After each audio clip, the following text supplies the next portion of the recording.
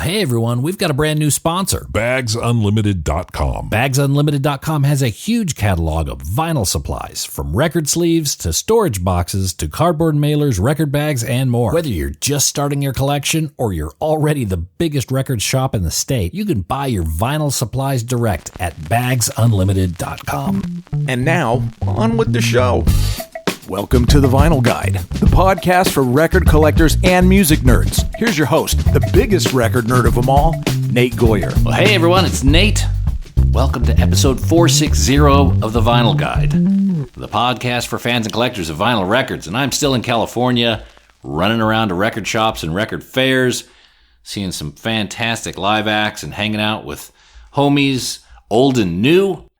You could follow my adventures on Instagram at Vinyl Guide, and having lots of fun and keeping things going. This week, we are speaking to a legend of both stage and screen, a frontman of the Jesus Lizard and Scratch Acid, as well as actor in many movies, including Off's Free L.S.D. He's also a chef, a handyman, and a cat lover. Mr. David Yao joins us today. And today we talk all about the soon-to-be-released Jesus Lizard LP Rack, out September 13th. Several songs are already available on streaming services right now, as well as a couple of videos. It's a huge return for the band. Really strong album. It's on Ipecac Records, and you could pre-order a limited edition vinyl copy from Ipecac.com or go straight to thejesuslizard.bandcamp.com. Now, just a quick note, this interview was conducted in July, so we do talk about a few things as future tense, which are now past tense, namely the Off movie premiere in Los Angeles and final show.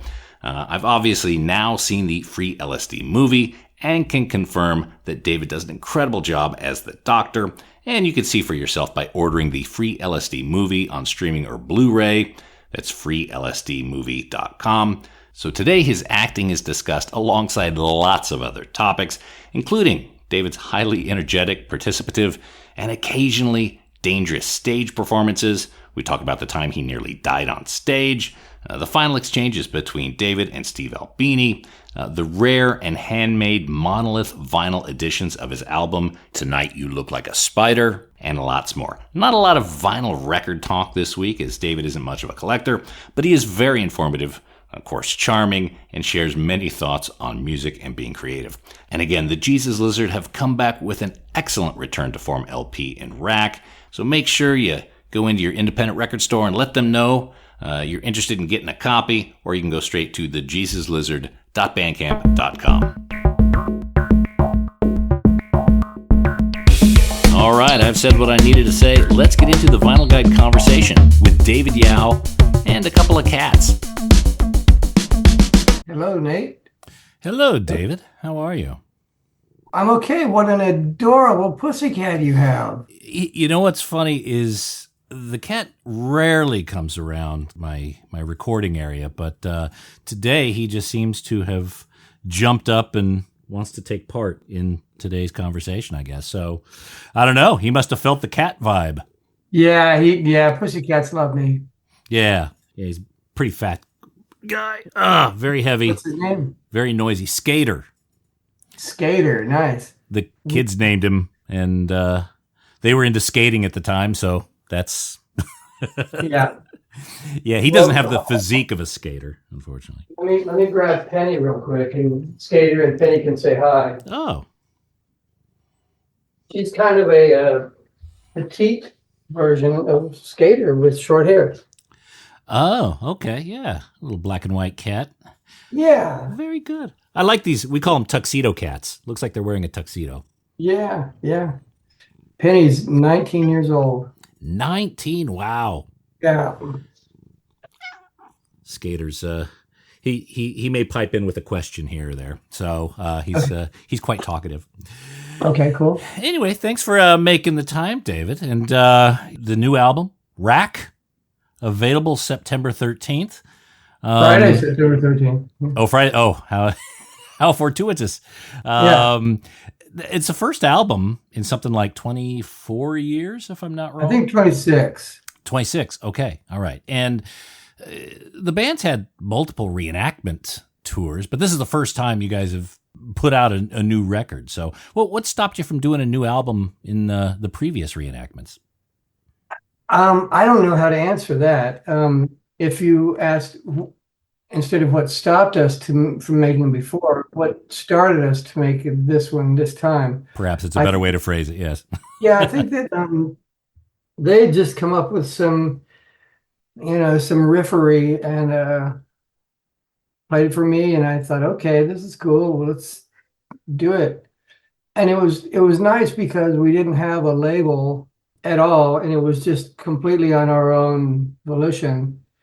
So there was no kind of, well, we've been fortunate in the past. There was never much pressure from the labels anyway, but there was none at all. We just did whatever the fuck we wanted.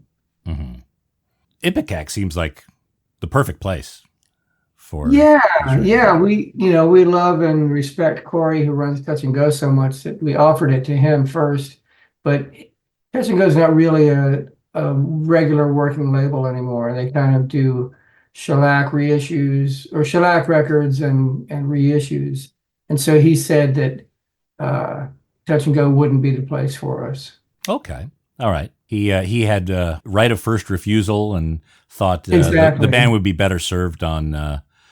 Exactly. And that's, I knew he would be like that. He's not going to say, yeah, come on with Touch and Go, although it won't be the right place for you. Mm-hmm. Yeah. Okay. Well, yes, Skater, you got something to say? Did you have a question? You've had this very unique style throughout your career. What can you, when you look back, can you pinpoint a handful of records or artists that inspired you more than others?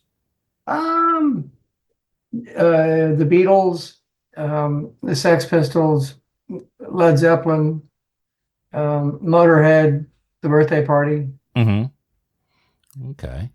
Did you have a lot of records around the house as a youngling? As a youngling, yeah, I did. When I was a teenager.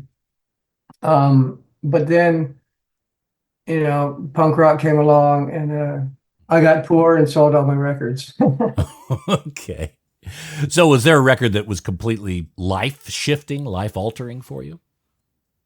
Yeah, the Dickies, Incredible Shrinking Dickies, because on Halloween night, 1979, I went to see this punk show in Austin where the Huns were playing, and it blew my mind. I'd never thought of anything like that at all. And at one point, they were playing some music, and I said to the bartender, "Who is this?" And he goes, "That's a band called the Buzzcocks." And I said, "Well, okay." So the next day, I went to the record store, and I said, "Oh, I want a record by the Buzzcocks." And the guy said, "We don't have any. We're all out, but here, maybe you'll like this." And he got me the Incredible Shrinking Dickies, and yeah, it changed my life. And then one time, I saw Stan Lee at a little club in Chicago, and I said, "Hey, I know you hear this all the time, but you changed my life." Quite literally. Yeah. Yeah. Very good. So as a performer, I think it's fair to say you give it your all. At what point did you recognize that you had this urge to perform or this talent for performing? Well, thank you. The first band I was in, I played bass in a band called Toxic Shock, and I was not very good at it. I pretty much played the E string, and I couldn't really move while I was playing because I had to think so hard to play the E string. So I wasn't very dynamic then. But then with Scratch Acid, where I didn't have to have an instrument strapped to me, I kind of had more freedom. The some of the bands that I was weaned on, like the Butthole Surfers, the Dicks, and Sharon Tate's Baby, they were a great deal of fun to watch, and there was no holding back, no filters, and that's kind of the way it just seemed like it should be to me. Yeah, I guess, yeah, that Austin scene, you did have contemporaries like Butthole Surfers and whatnot. Was there the idea of almost kind of learning from each other, almost not competing, but if one band is being quite outrageous, it kind of urges the other bands to follow suit. Was there any of that? I think probably so, but it was also really varied. There were a lot of, sort of more like keyboard oriented new wave bands, and there were sort of more pop oriented new wave bands, and there were a few once the California hardcore scene got going and they sped everything up so much, there was a handful of those bands. But yeah, it was a symbiotic relationship, I think, with most of the bands. Hmm. Okay, because it's interesting, the hardcore scene at that time, and it's maybe still some to this day, a lot of bands they look to go faster and faster and faster. Where Scratch Acid, Jesus Lizard, it tends to be more pulsating. It's not a competition, or it's not a race. It's not a let's see who could do the fastest. There seems to be almost my interpretation is almost like a body rhythm. Well, I always felt like once it started getting so fast like that, it loses all its energy. It's just this, rapid fire that doesn't have any sort of emotional kind of impact or anything. It was just, boy, we sure are playing fast. Yeah, and it makes the shows last all of about 12 minutes. Which is fine. Oh boy, Skater's very talkative here. Oh, Skater's got a question. All right. Yes, Skater. It's a two-parter. With inflation seemingly under control, but housing unaffordability at an all-time high, should the Fed lower interest rates now, or would that exacerbate a recession? And the second part of that question is, do you like meatballs? Okay, hold on just a second. While I answer the first part of that question, my voice is going to sound a little higher because I'm squeezing my balls really tight. Okay. Wait. Actually, if you could just repeat the first part of the question. Okay.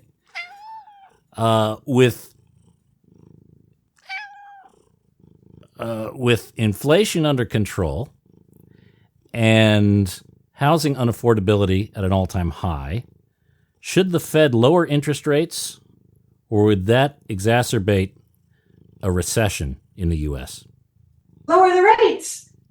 Yes, Lower the the Fed rates? should lower the rates. The Fed, see that, Skater? The Fed should lower the rates. Okay. All right. Good luck, everyone. And yes, I do like meatballs. I You think, like meatballs. Well, yeah, and there's a variety of, even at the IKEA, they've got those Swedish meatballs there that are pretty good, and I make a good meatball. Yeah, you are quite the cook, as I understand. Yeah. Mm-hmm. All right, Skater, you're going to have to go. Whoop, shit. Thank you, Skater. So, with this new record, with Rack, this is the first record in, you said, 26 years. Have you heard the whole thing? I have.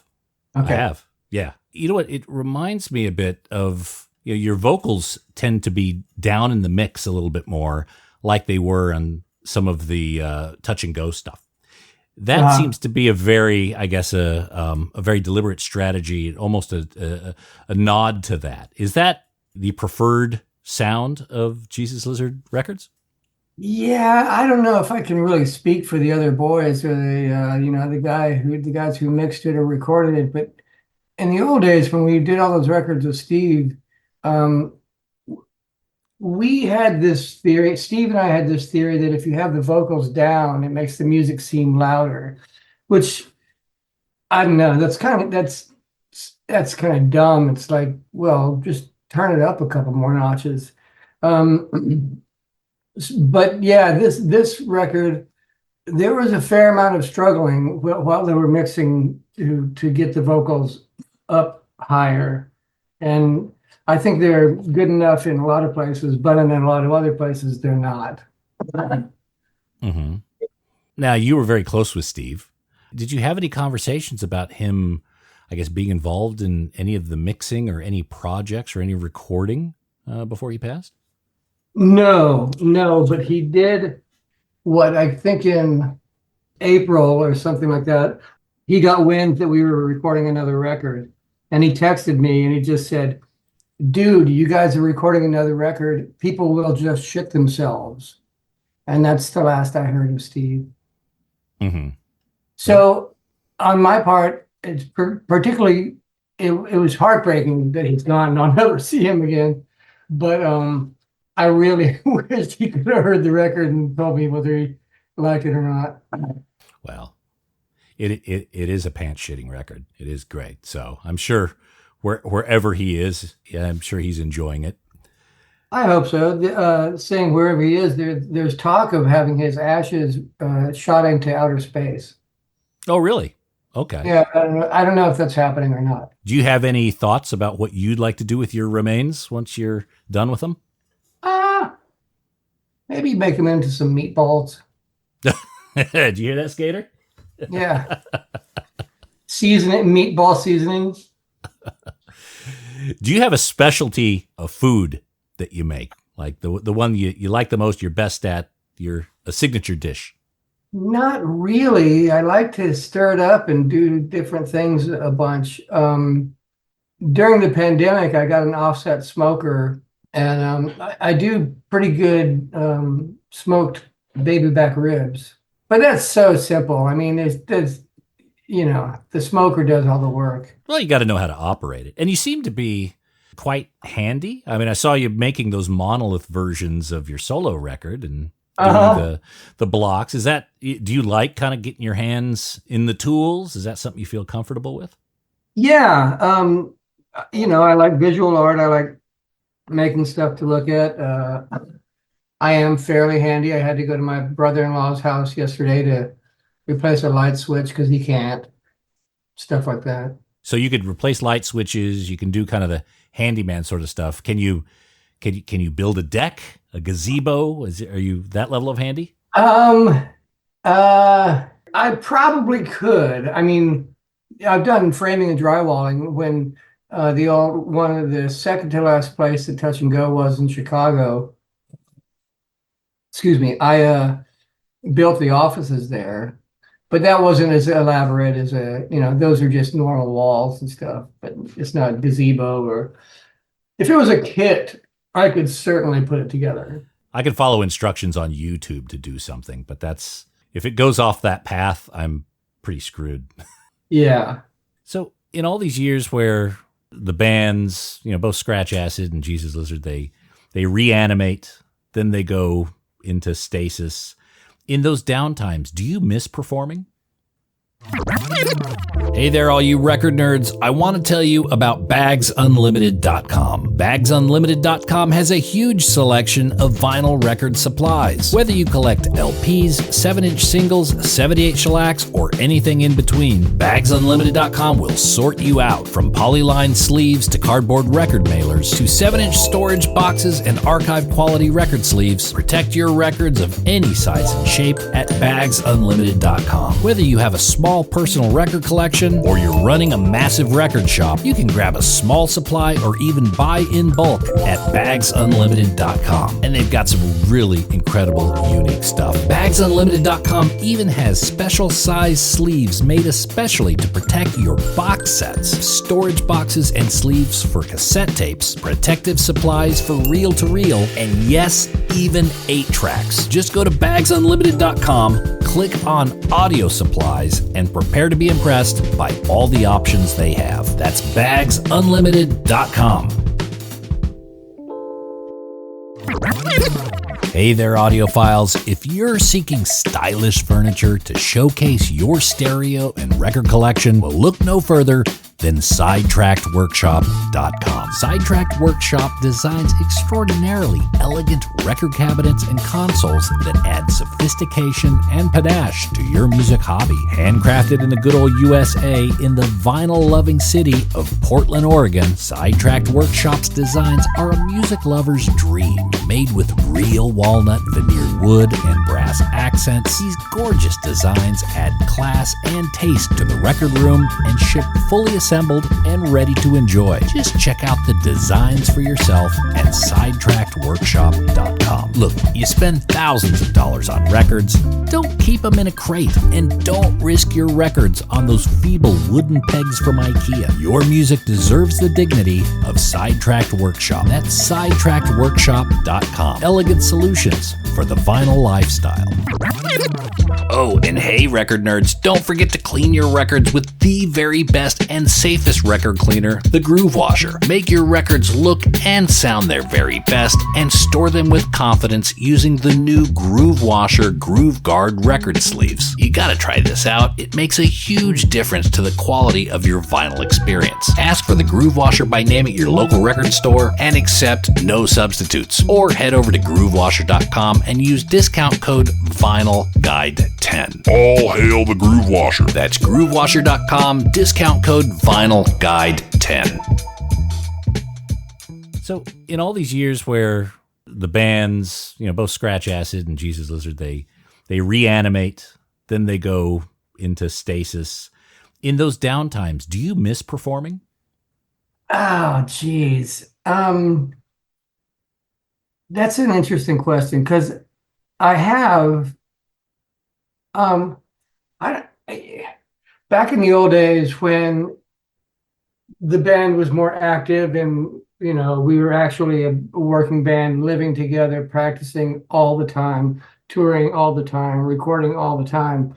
In the downtimes at that time, I think I did miss it. After we broke up, I don't think I really have. It's really fun to play with them.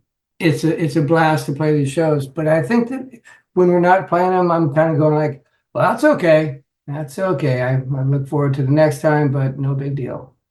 I think these days I've been trying to do some acting for the last 15 or 20 years, and I miss not acting more than I miss not doing punk rock shows.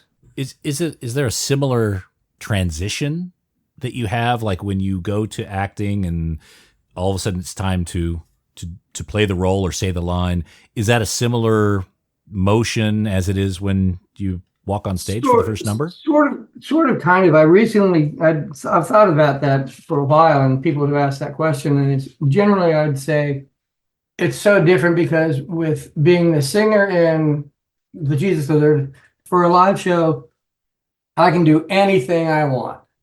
Absolutely whatever the fuck. I can sing the song, or I can make up new words, or not sing at all, or go over there, or do anything.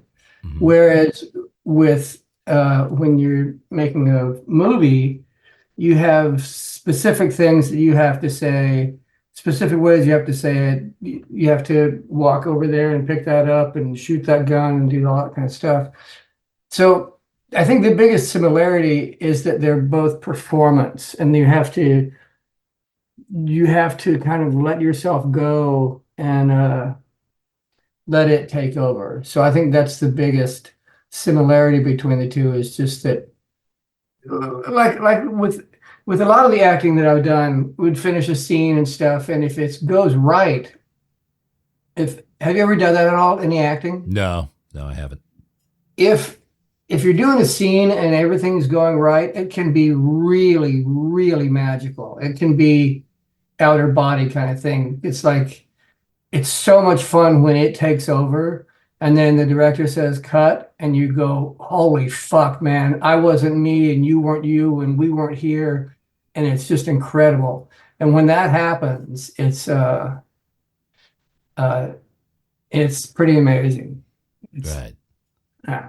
So that's kind of the moment that you seek the most is yeah kind of stepping outside yourself. Because I would imagine, again, I haven't acted, but doing a movie, doing a part, you're beholden to the script. You're beholden to the service of the story. Whereas when you step out on stage, you're in control of what you do, and you can make spur of the moment decisions to jump or do whatever. Right. I'm in control of it or not in control of it, but I'm not doing it. It's nobody else's idea. Right. Right. Like, whereas I do think, like you sort of just touched on, I feel like as an actor, your job is to make the director's dream come true. It's not up to you to go like, well, I'm going to talk like this the whole way through this movie. I think an actor's job is to make the director's dream come true Mm-hmm. and collaborate. You should have input and stuff like that. But Sure. So when you do a movie like you're pretty primary in off free L.S.D. movie. have you seen that? I have not. I've been begging Dimitri to see it. I'm actually flying to L.A. at the end of the month to see it myself and to see their last show. Oh, wow. What screening are you going to? Well, there's one in Claremont. There's one in LA at this, I forgot what theater it is. And I'm going to go see him at what's the concert hall? The Bodega? Is that I'm not sure. where's Yeah, it's showing in Highland Park, in Los Feliz, and in Santa Monica at the New Art. Yeah. And the New Art is my birthday, and I'm doing a Q&A there. Oh, you are? Okay. What date is that specifically? That's August 2nd. Okay. Yeah, I'll be in town for that. And then they're also doing it at the Los Feliz 3. I think I'm doing a Q&A there. And also at a place called Vidiots in Highland Park. And I think I'm doing a Q&A there. Oh, okay. I know they're doing it in Claremont as well. I think August 6th. That's the one I was planning to go to. And the gig is July 26th. The Belasco. That's the last live show. Wow. That's July 26th? July 26th, yeah. Wow. Well, what I hope is not their last live show, but I'm going to be there just in case. I told Dimitri I'd gladly host a screening here in Sydney if we can get that arranged. Where do you live? Sydney, Australia. Oh, you're in Sydney right now. Mm-hmm. Yep. Holy fuck. Yeah. Oh, you sound like an American. Well, yeah, I was raised in California, and then in 2001, I started dating an Australian woman. Wow, that's great. I love Australia. Oh, it's fantastic. It's you any plans to come back? I think I don't know how much of this I'm supposed to say or not supposed to say, but I think by the time that we're done with these tourings with Rack, we will have gone to Australia and Japan. Fantastic. All right. So with something like with free LSD, you had some lateral movement there, some different line reads. You could interpret the character differently. Yes. Dimitri wrote that role specifically for me. And so I think other than looking like a doctor, there's not well, no. I don't know how to answer that. Do you become a new character on stage? How close is that person we see on stage to the real David Yao? I think it's me. It's just being ideally opening up and sort of just letting loose. I'm pretty dorky. The stuff I say in between songs, which I talk too much, it's always stupid. It's hilarious. It's yeah, it's definitely me. Mm-hmm. Okay. Yeah. I was recently at the Garden Amp show. Oh, are you back home now? Yeah. Do you commute back and forth a lot? Every so often. I've got family. I've got friends there. The podcast takes me to different places. And so, okay. Yeah. And I was at the Garden Amp and I saw people coming up and taking selfies with you and, saying hi, whatnot. And then when this first song hit, Here You Come Tearing On, it seemed like almost a very different person, almost a different state than you were the hour beforehand. Is there any sort of preparation or psyching up you do before you start a live show? It's always just been, drink enough to get lubricated, but not enough to get too fucked up, which has happened a time or two. And these days, my old age, no bourbon before the show, no whiskey before the show. Okay, just beers. Yeah, but yeah, I'm a nice fella, so and I appreciate if people like the crap that I've done and they say that they like it, to me, I'm flattered and I'm grateful. So, if they want to take selfies with my ugly face, that's fine. And then when it comes showtime, I don't know. I don't know. Yeah, I've been doing this since what, 1980 or something like that, and I don't know what the fuck. What's the most dangerous show? What's the most serious injury, or have you ever come close to dying on stage? I've been hospitalized several times. I think the worst one was this story is relatively well known, in Zurich, in like 94, maybe 95. I jumped in the audience and they just parted. And I guess I got knocked out and the band kept playing because that had happened before. But then the audience picked me up and put me back on the stage. And I've seen videotape of it. And it looked like a dead guy because my arm sort of fell across the monitor and just dropped like there's no sign of life. And it nearly made me throw up seeing the video.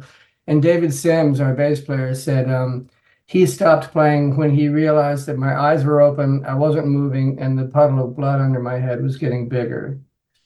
So I think that might have been the most serious one. Oh, dear.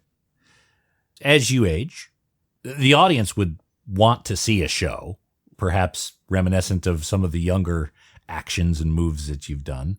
Do you feel pressure to keep up with that, or you know your capabilities, you know your limits now? I don't know if I do know my limits, but I do.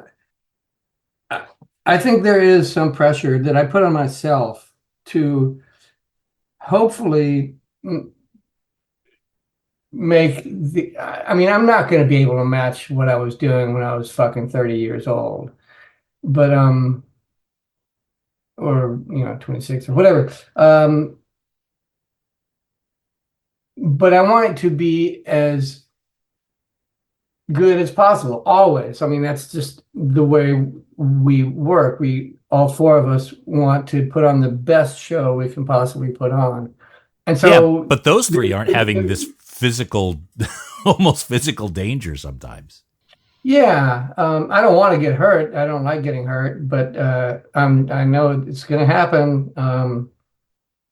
So I just kind of deal with it. And, I want to have the endurance to do a whole hour and 20 minutes or however long we play. And so for the last 4.5 months, I've been seeing a physical trainer to try and put me in shape and get rid of my fat old belly and give me some endurance. And I think it's working.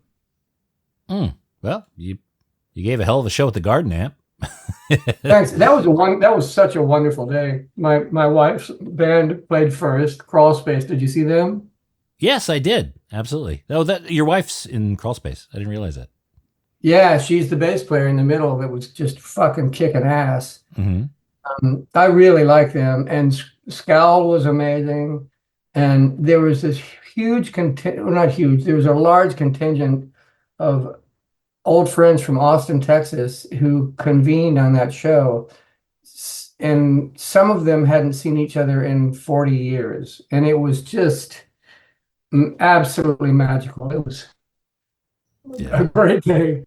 And Joe, who plays sort of lead guitar in Crawl Space, that was their third show ever. Oh. And he said that it was the best night of his life. The show was fantastic. All the bands, but the Garden Amp is just such a great place to see a show. Had you been there before? Yeah. I've been there a few times. And even that week, there was some shows earlier in the week that were side shows to the No Values Festival. Who did you see with the Black Flag? Saw Black Flag, Bronx, and then the night before Bad Religion was there. Wow. And then a couple months before I was there, Adolescence and 7 Seconds. Wow. But yeah, I love that spot. It's, there's not a bad seat in the place.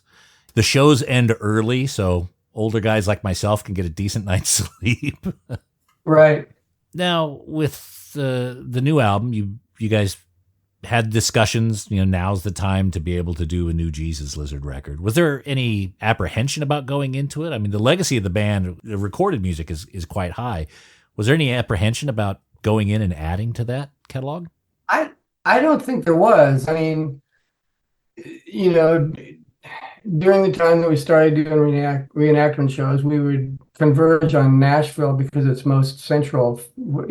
I'm in California, Mac's in Chicago, Dwayne's in Nashville, and David's in New York.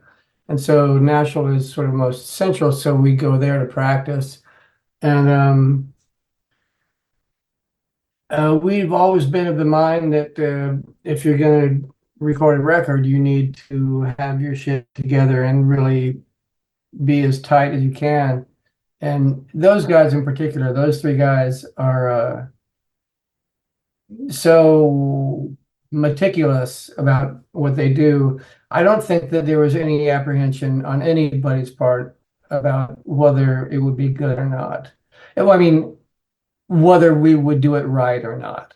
Mm-hmm.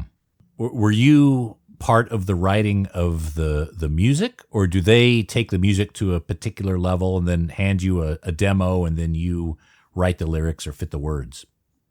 This record was not the same sort of collaboration that we had done always in the past, because for the first few records, we all four lived together and practiced together and toured together. We were around each other all the time.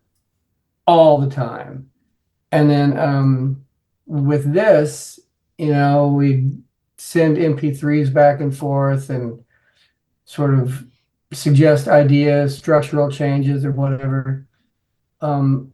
So it wasn't as hands-on, organic as it has been in the past.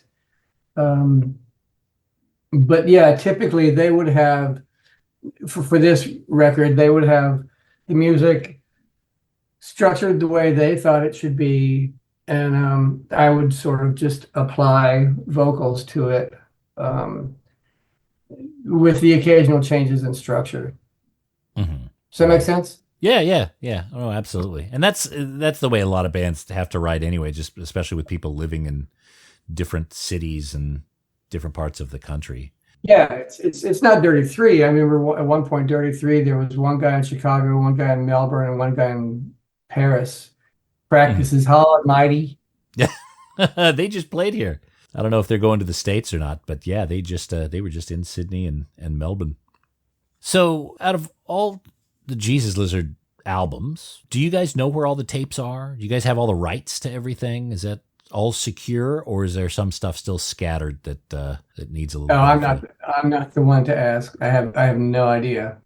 I assume that David and or Dwayne have all that stuff.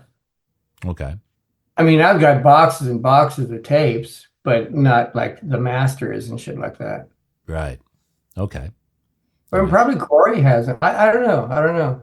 I'd assume Corey may have them, but then, yeah, there was some stuff. Well, even going back to Scratch Acid, Rabid Cat, there was some material on that label. So just curious as to where those are, because that a lot of times those tapes will be the source of a vinyl reissue. Right. Well, when Touch and Go put out a compilation of Scratch Acid stuff called The Greatest Gift, I think that some of that they recorded off of vinyl and had, the state of the art at the time, remove all the noise and cracks and pops and stuff, which is not ideal. Mm-hmm. But I think there was a thing where it was Just Keep Eating. Some guy in like Oklahoma had some warehouse or something and found a box with the name Scratch Acid on it and Touch and Go's address, and saw some tapes in it and sent it to Corey or to Adam Reach, who was working at Touch and Go. And that was like a miracle. Like, how the fuck did they get in some warehouse in the flyover states? And then this guy had the presence of mind of sending it to the rightful owner instead of just throwing it away. So That's a miracle. it is absolutely a miracle. Well, recently, Spot, engineer producer Spot of SST, he passed, but he had collected a lot of master tapes from SST, and I think he was almost holding some of them for payment. That's how I read into it. But a lot of bands have started getting their master tapes back. He was looking for, I think, payment more from Greg or SST than the bands. But yeah, he made sure that the bands got their tapes back before he passed. Oh, wow. Yeah, he was a swell guy. Now, was he in Austin? Was he part of that scene? Yeah, he moved to Austin in the mid 80s. Okay. When did the 4-letter album title become the standard? What was the conversation around that? I don't remember.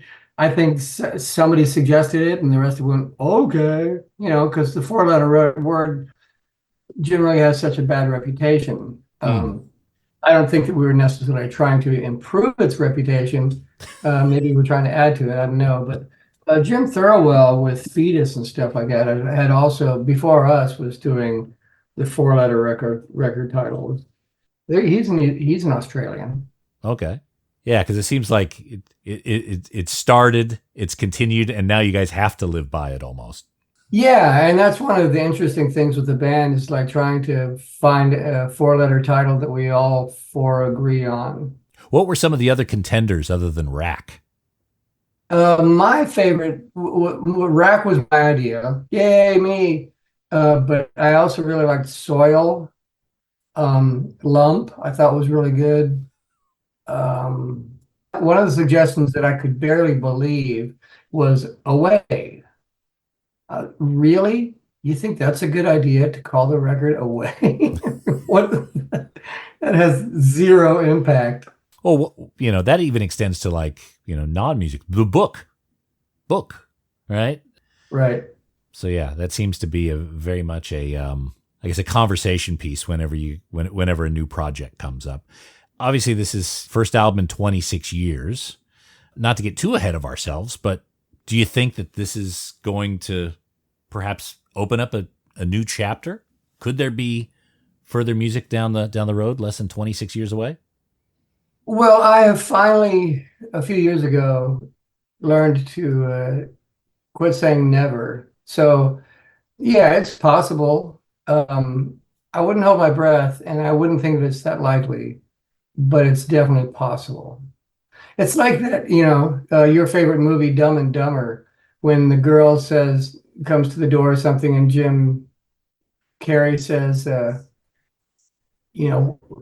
what are the chances that you and I could be together? And she goes like, whatever, 1 in a billion. And he's like, you mean there's a chance? Now, a lot of what this show's about is records, rare recordings, those sort of things. Are you a vinyl record collector? Do you have a collection? Do you pay much attention to it? I have a teeny weeny record collection. Most of it I sold when I was a punk rocker. And I just bought a turntable like 3 years ago. And so it's nice to listen to records, but I don't, not very often. Okay. Because there's a few interesting rarities in your career. You did quite a few with Joyful Noise, some of the one-offs and the short runs. Do you collect anything? Is there anything that you do collect? I used to collect hot sauces. I used to collect ashtrays. I used to collect coffee mugs. Now, I don't. Because I think we mentioned it a little bit earlier, the You Look Like a Spider Monolith edition. There were 50 of those made and shipped around. Is that the sort of project that you found satisfaction with? Is that something you would repeat in the future or something similar? Well, that was a lot of work for those. I mean, it would take a total of 3 days to make one of those. And the way that it came about is when I was living in Chicago and I was doing photo retouching, um, I had the first portfolio I made was a fairly large box with dovetail joints and inlays and stuff. And then it had a lid and you'd open up and look at these print pieces. And when I was doing photo retouching. And then the next one I made was kind of cool and stuff. And I thought like, how am I going to keep making these better and better or more interesting and more interesting? And I had the idea of making these not a brick, but sort of like a flatter brick out of cement. And then there would be a bolt that goes through it. And then there would be two pieces that you bolt together, and the DVD of an interactive portfolio would go inside that. And so that's where that idea came from. That's where the mold came from that I originally used. I don't remember how many of those I made, but every time I went to a job interview, I would make one and give it to them. And most of the time, whoever the art directors or creative directors or whoever I spoke with were really impressed with them and thought that it was really cool. There was one when I came out to California, I don't remember the name of the company, but the woman was just pissed off. She thought it was just hideous. And she called a couple days later and told me to come get this piece of garbage out of her office. And she said, "Welcome to Hollywood." Did you say, Okay. So did I get the job? Yeah, exactly. When do I start? Did you design the cover of Rack? I designed it. It's the artwork is by Malcolm Bucknell, who did Down and Liar and the Nirvana 7-inch split. Same artist. He's an English guy who lives in Austin, Texas. I think he's 82 now.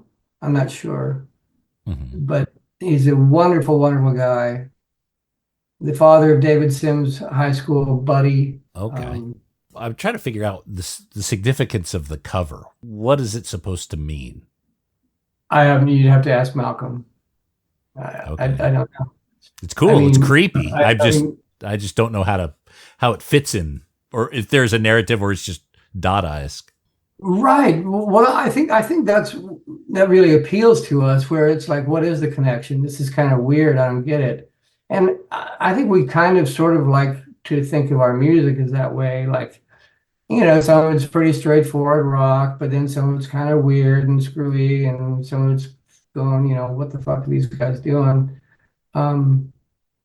And we really like Malcolm, the sort of enigma of Malcolm's paintings, like particularly like Down, the falling dog, where it's just a dog in the air above the ocean. Like, what the fuck? You know that record cover? Yeah. Okay. And I get what you're saying with the lyrics too, because it's like, okay, well, how come the narrator of Hide and Seek can't walk? Like, there's a backstory there that's never shared. Well, no, it is like the witch dragged him like 60 miles, and so his arms and his legs and his feet got worn off. Is that what happened? Okay. But there's some comedy that I've been thinking about, like maybe in the future when we play that song live, I'm going to say, okay, I know what you're all thinking. You're all thinking, like, if you got your legs and your feet worn off, then how did she hog tie you down to the railroad track? Huh? That's what everybody's thinking. Because how do you hog tie somebody who doesn't have legs? I'm sorry, I didn't mean to make you angry. No, I haven't gone that deep into it yet. That's the only track I have the words on. But I tend to agree. It's good if there's more mystery into it. Songs that are literal, it's hard to have them endearing because it's hard to project a personal element into them. I agree. Yeah, there should be a little bit of mystery. There should be some unanswered questions. There should be some comedy. Mm-hmm. The Jesus Lizard Nirvana split 7. How did that come about? The first time we played with those guys, was at Maxwell's in Hoboken, and Nevermind had not come out yet. But I really liked Nirvana, and they were on Sub Pop, and Mudhoney was on Sub Pop, and Mudhoney and Sonic Youth had done a split 7-inch that Sub Pop put out, and so that idea was sort of the idea. And I said to Kurt, like, you want to do a split 7-inch and have Touch and Go put it out? And he said, yeah, and so we did that. Okay. But it came out post Nevermind. But it was... Yeah. Well, we decided on doing it, and Touch and Go was into it, and Nirvana was into it, and we were into it. And then Nevermind hit, and the world changed. And Geffen, I'm not sure of the numbers. I think they allowed 100,000 of those for the United States and 100,000 for the rest of the world. It might have been like 50,000. I'm not sure, but when Nirvana signed to Capitol, they insisted that they were allowed to do this 7-inch with Touch and Go and the Jesus Told Me. Okay, that was the last one out the gate. Yeah. So, David, thank you very much for joining us here on the Vinyl Guide. Even though you don't have much of a record collection, a lot of us have your records in our collection. So thanks again for your service.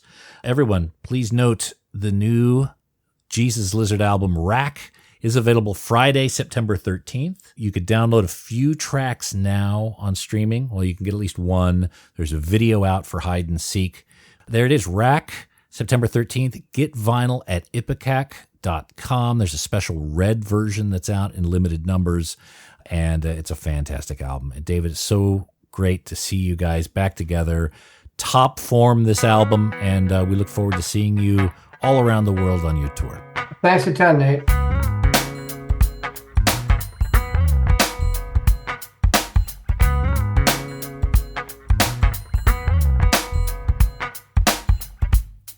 Oh man, there we go, Mr. David Yao. And just a quick update, we did connect, David and I did connect at the free L.S.D movie premiere at the New Art. I'll post some pictures of that. He is a really cool dude. Gives great hugs. I can confirm that. And just all around, nice guy. And by the way, there's an extended version of this interview available only to show patrons, patreon.com/vinylguide. Head up there now, help support the show, and you get to enjoy all the extras. And that's it for this episode of The Vinyl Guide. Thank you so much for tuning in. Thanks to everyone who is sharing these episodes on social media, putting them on Facebook groups and Reddit forums, sharing it on their pages and Instagram, even tweeting it out. That is very much appreciated. And those of you who are leaving positive reviews on Apple Podcasts and Spotify, well, you may be my most favorite people of all. Thank you very much for that. We'll be back shortly with a brand new episode. So until we talk next time, get out there and buy some records, people. Cheers.